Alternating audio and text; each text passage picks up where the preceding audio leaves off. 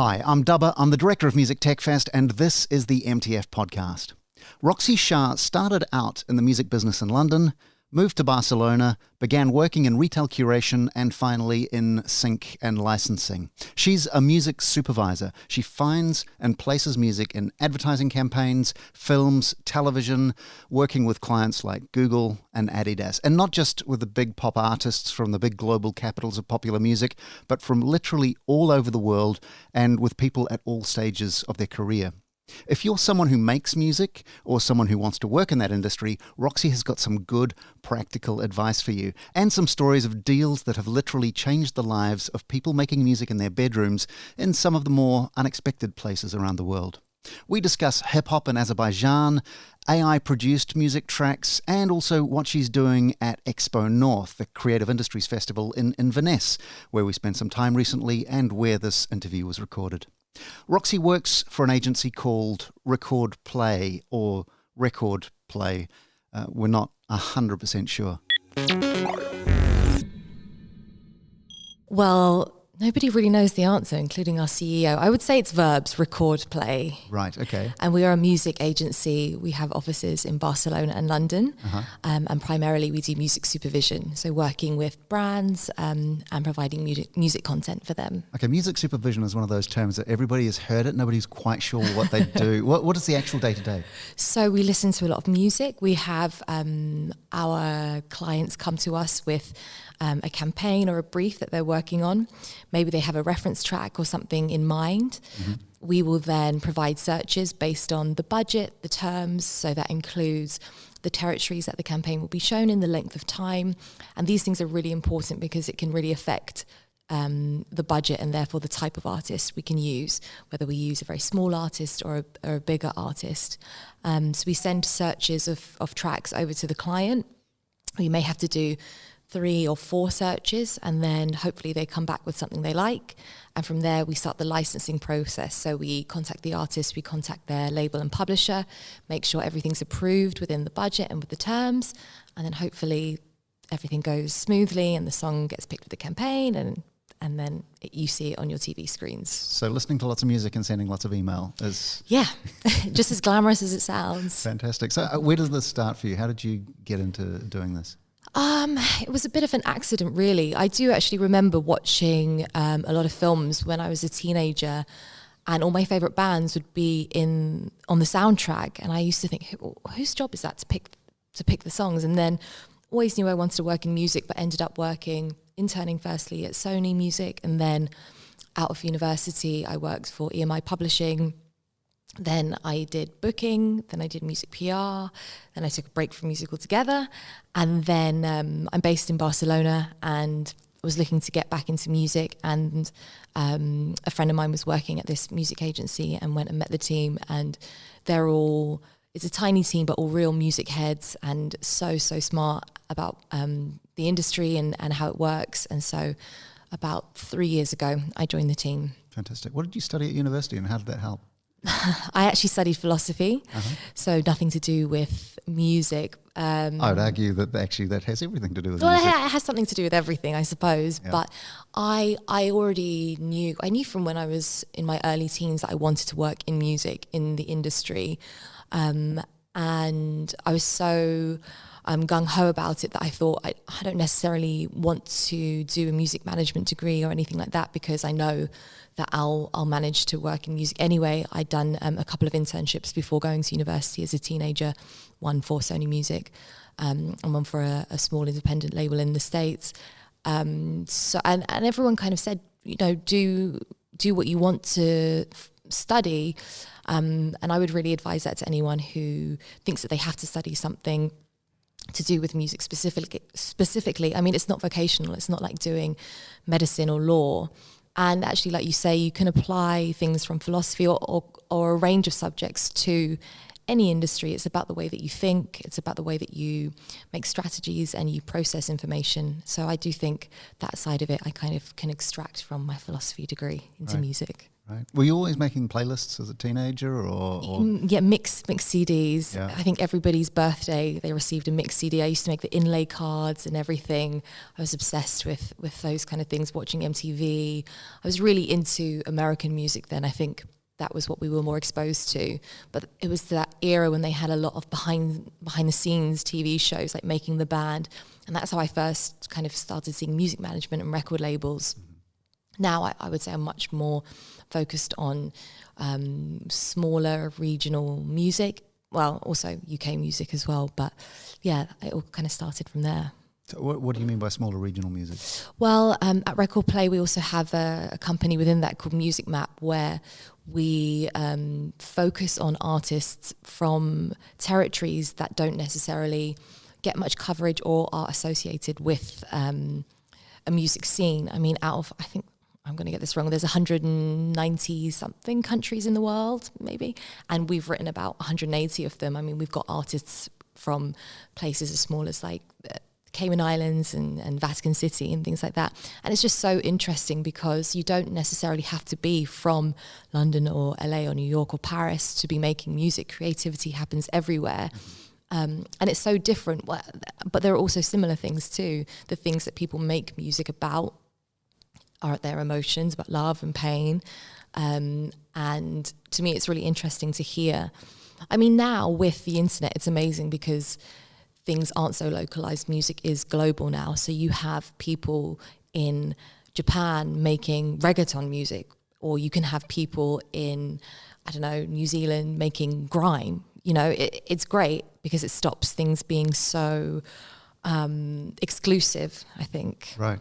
But do you look for the sound of the place when you're looking for the people from the place, or are you just after some representation from that area? Yeah, after some representation, because it's difficult to know with territories that don't necessarily have a sonic identity, as like, you know, rock and roll from America or grime from the UK, for example.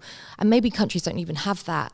So just anybody that's creating from those places, and then they might not necessarily be that a sound that is associated with it, but their stories and their narrative is based on that. It's based on growing up in Beirut, in Lebanon. Like, it might not sound like what you think of when you think of Middle Eastern music, but they grew up there and that's their experience and that's what they are inspired by.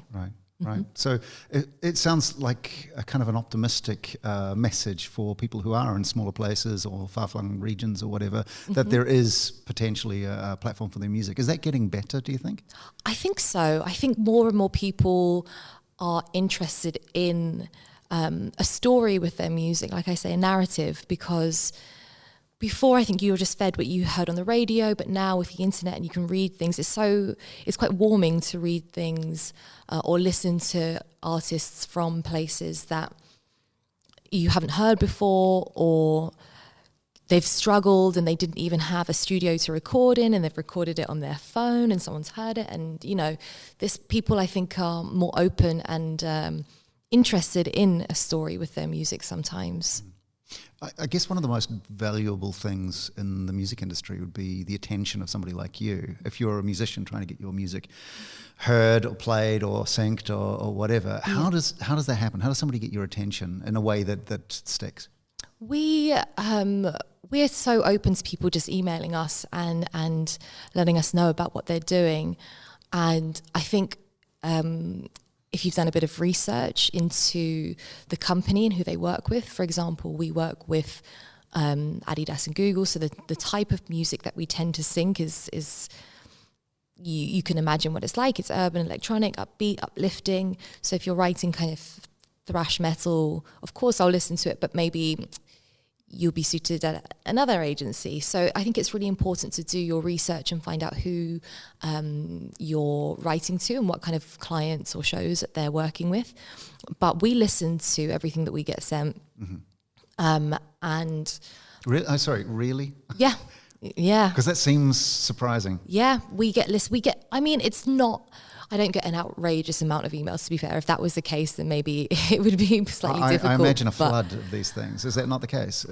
No, I mean, the mailing lists I get from publishers, I know who they are, so I know what I'm listening for. Mm-hmm.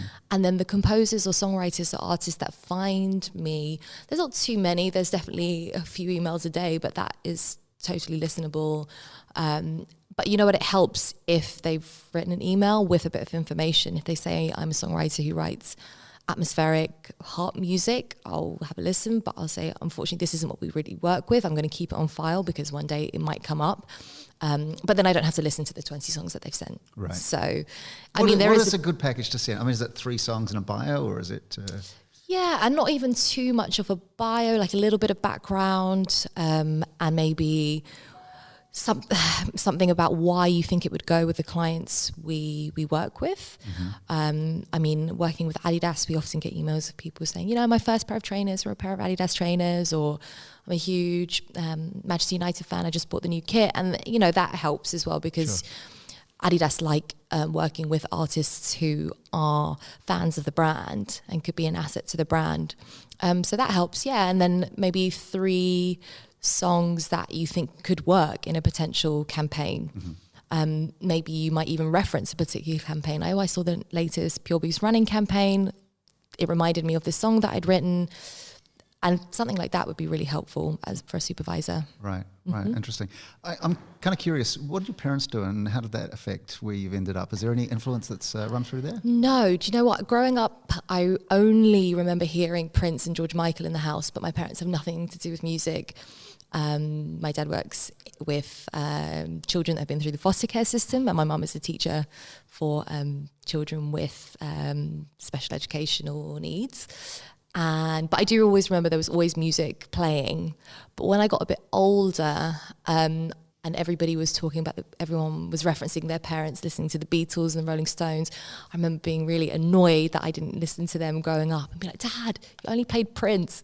But now I'm the biggest Prince fan ever, and I get it. And but yeah, there was always music playing in the house. And when I said I wanted to work in music, they were very supportive of it. I do think sometimes they think it's a hobby. Like, yeah, it's great that you do music, but when do you become a lawyer one day?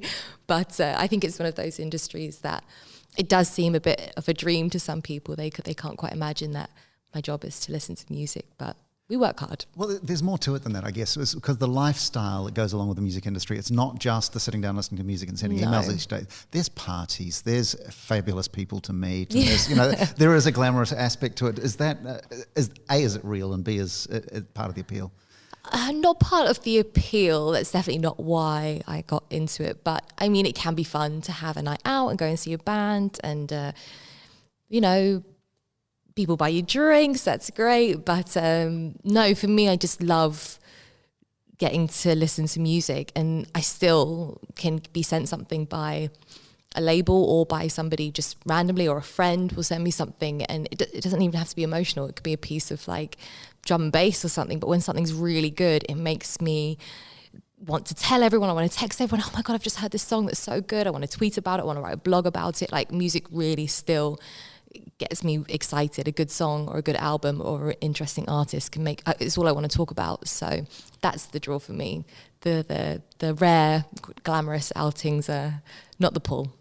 Right. Okay. So the fact that somebody's music gets used in a commercial or in a TV show or in a film or whatever, it's not just a check, it's also a spike in interest, that people suddenly find out about them or they hear their music for the first time. Yeah.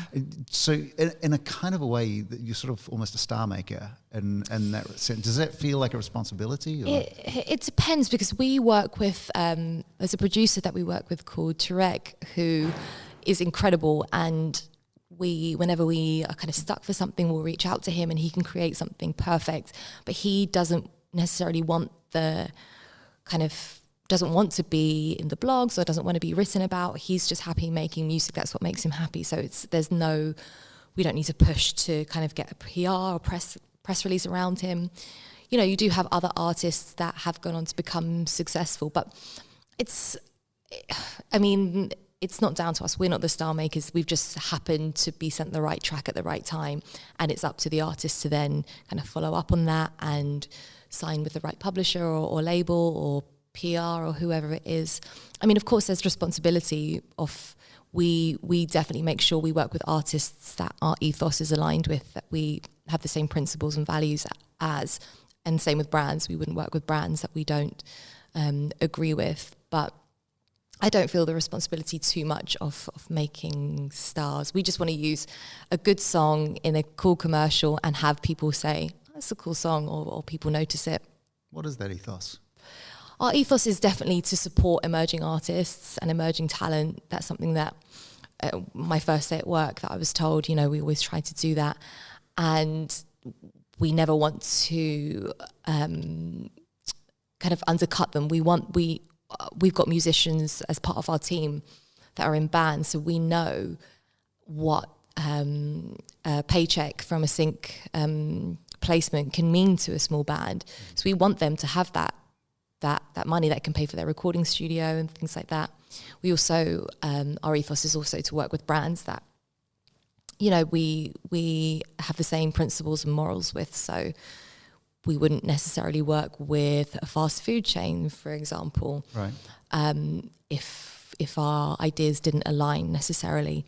And that's something that really drew me to the company, because, not a lot of companies have that ethos, and music can be quite ruthless, and so you have to take deals that you wouldn't necessarily. But I think having your principles is really important, especially in music. Mm-hmm. There's a lot of people who make music who think that their music could be great in a soundtrack or a sync or whatever, but no idea where to start. Obviously, send it to people seems to be a smart thing to do. But things like pricing, I mean, how do you know what to ask for, or are there industry standards? How does that work? I mean, you can have a look at music libraries even and see what their price points are for if you're unsigned, for example. It would probably be something around the same amount as a high-end music library. And so you can see, they charge this amount of money for... Tell me ballpark, where are we talking? It really depends. There's no specific... I mean, we can get something for 1 minute. Well, actually, I can't give you a ballpark because it really differs. It differs from brand to brand. It differs from campaign to campaign, even within one brand. So, I mean, we work on everything from something that would be a budget of 500 euros or dollars or pounds up into things that are massive 6-figure, 7-figure campaigns. So, right. Yeah. Have you seen that make a real difference for people? Yes. Yeah, we have. I mean, we've had, and also once we've worked with someone, we try to build a relationship with them. So we've across our team, we've all kind of discovered up and coming producers. One of whom was a guy in New Zealand who was just making beats in his bedroom. He couldn't believe it. I can't remember. I think someone found him on SoundCloud, and he couldn't believe it when we wrote and said, "Oh, Adidas, are you interested in using a track?" I think he was like, "No, that's no way that's possible. Like, prove it." That sounds like a lottery win, or a spam email from a scam, Nigerian doesn't prince. it? Yeah. But I mean, again, it wasn't a huge paycheck. It was, well, I would be happy with it, but it wasn't massive. It would be something that a major label artist could potentially turn down, but this was huge amount. It would change his life. So those kind of things are really important. Fantastic. And so what sort of projects are you sort of excited about getting involved with? This? I mean, are they all the same to you, as an ad, a film, a TV show, a game, or whatever? Or you say, you know what, I really love to work in this kind of medium? I think it's all interesting. It's nice to kind of work on different things, just to break it up a bit. I mean, predominantly we do advertising, but we also do video games as well. And so it's nice to have a change it up. And they're all different. I mean, sync for TV and sync for film and sync for advertising, it's totally different kettle of fish. You know, in an advert, you need to grab someone very quickly. In a film, maybe you have a longer time to build, and maybe the lyrics are more important, whereas an advert is more the beat. So it's nice to change it up and do different things. Mm-hmm. And are you just looking for things that sound like the stuff you already do, or have you had the instance where something falls on your desk and go, well, we've not heard like this before. Yeah. But I can see this working in these contexts, for instance. Definitely. And I think if something is original and different, then we definitely keep it on file if it doesn't necessarily fit a particular brief that we're working on. And we actually tried to kind of forecast the year to come, what will be happening in terms of musical trends, so that we're ahead of the curve. And so it's super interesting. We get, especially with Music Map, we get sent things, or we come across things that are so different to anything we've heard. I mean, there was something from, I think, like Azerbaijan the other day that was like the Azerbaijan, like Wu-Tang, basically. It was so different. And although it might not work for anything we're working on now, it's something that we'll kind of remember and it will stay with us. And if something comes up where we can use something different, it'll be on our radar. Right. A 15-year-old you listening to this now, what advice would you give to say to be where you are now? I mean, I think I've always had quite a good work ethic. Like I said, I started interning when I was a teenager before university. But as I mentioned earlier, I think having your principles is really important for any job. I always decided I couldn't work somewhere where I had to wear like a suit. And that I would never kind of compromise on the things that I value. And I've managed to always work with companies that allow me to kind of retain those principles. And I think it's really important because I wake up every day excited to go to work, and I think not a lot of people can say that. Does that make the journey hard, though? I mean, putting that much emphasis on these are my priorities and principles and ethics, and I'm not going to budge for anybody. Does it sort of? I mean, I can absolutely sort of endorse that, but surely that makes the road hard. Probably. I mean, I'm just stubborn by nature, so I would be happy to turn something down that didn't align with my point of view, just because I'm stubborn. But of course it will make things more difficult, and if you need to work, you need to work, and that's something different. But I've always worked hard, and music is all about networking and who you know, and I've always made an effort to be kind to people and help people when they need help in case one day I need help. And so I've always had it is a privilege and luxury of being able to choose the kind of companies that I want to work with. But of course, that isn't the case for everyone. Tell me how innovation fits into all of this. There must be new platforms coming out, new opportunities for Music Sync that didn't exist before. What's going on that's interesting? I mean, in terms of kind of innovation in tech, AI is the biggest thing that's happening at the moment. In terms of music libraries, it can essentially eradicate them by, you can choose a piece of music that you want something to sound like, put it into a machine, and AI will create something based on the melody or based on the tempo. And so that's really interesting for us, seeing where and how AI can affect music sync, because then, it does it for a fraction of the cost. You don't have to pay an artist, but then it takes away the narrative and the story and the emotive reasons behind picking a song. So it's interesting to see if people will pick up on it. It can work for things like retail and in-store and kind of hotel chains. I can imagine it working quite well. AI creating like a playlist. Are we already there? Is this technology that you're seeing out there and people are sort of essentially replacing musicians? It exists, yeah. It exists. But I'm not working with any companies or brands that do that because, as I mentioned, they like the story behind the artist, but 100% it exists. And it's still kind of in the beta first mode, but I definitely foresee that being huge, not necessarily in sync that we work in, so for TV, film and advertising, definitely, like I said, for shops that have to, shops have to pay a license for the music that they're playing. So if you hear, I don't know, a Katy Perry song in a shop, that the shop should be paying for that. But if they can get something that sounds just a pop melody in the background while you're doing your shopping, you're not really paying attention to it. Yeah, why not pay a fraction of the cost and get AI to write you a song? Interesting. I'm sure that would be controversial for a lot of people listening, but it's a really interesting idea. But I'm also curious at how something like AI is affecting your ability to do your job. For instance, locating music, finding things that sound in a particular way, just in terms of search. Is that? It's not something that I or my team use at all in that way. Not as a search function, because we, like I said, we want to know the story. We come across them through friends of friends or through meeting people. So for us, it doesn't seem like a very the way that we discover artists and feature artists on Music Map is very organic, and I think that obviously using AI as like a search function takes away from that. So I mean, we travel somewhere and someone meets someone at a party that is a producer from, I don't know, Haifa in Israel, and then we swap details and then we write about it on the platform. So there is a very organic nature to Music Map, and I think I mean, AI can help in so many ways, but it can take away from that authentic nature, I think, of music. But let's see. I mean, I'm so interested in it, but I'm also curious to see which ways it will help, which ways it won't work, and it's interesting. And is that what you're doing here in the north of Scotland? What, looking out for see about AI? No, to find artists organically and to connect with people. Definitely. We'll be going to see some artists today. I've got a few circled on my list, and just meeting people. It's great to always meet other supervisors as well, and other people working in music. So up here for that.